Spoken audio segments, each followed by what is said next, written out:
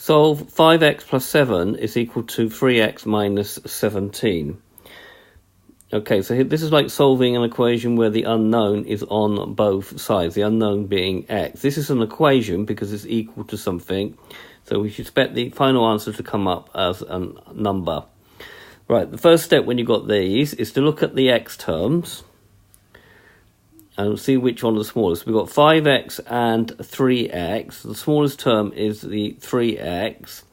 So in solving equations, you need to do opposites and keep balance. So the opposite of plus 3x is to take 3x. So now the balance is that you do the same to both sides. So we take 3x from both sides. And if we do that, we haven't changed the meaning of the equation because we've kept balance. So 5x minus 3x. So it's a good idea to write down both sides what you're doing, because then you can say 5x minus 3x gives you 2x, and then you still got plus 7, got the equals, and then you got 3x minus 3x, which gives you nothing, which is why you did that, but you still have minus 11. So be careful to keep the minus sign here.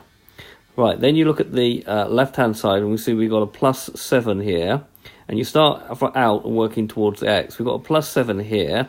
So the next thing to do is to do the opposite of that, which is to take 7. So on this side, we've got 2x plus 7 take 7, which does the plus 7 and take 7 cancel each other out. So we just get left with 2x, and then minus 11, and then you go back another minus 7. So you've got minus 11, and you're going back another minus 11, which is minus 11 minus 7. Will give you minus 18.